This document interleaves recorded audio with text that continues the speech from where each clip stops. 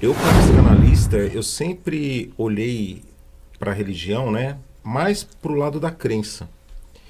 Então eu observava assim, uma das primeiras formas de controle da humanidade foi a religião, né? Então assim, não dá para negar isso. Não estou dizendo que isso é ruim ou bom, Assim. mas era uma forma de você regrar e conviver em grupo, que a gente vive assim até hoje. Quem mora em condomínio, você tem regras que você segue, não é? Sim. Quem trabalha em grupo, você também tem Aliás, que... daí que nasceram as legislações, né? Ah, Sim. então, De Sim. convivência. Sim. é isso, não é?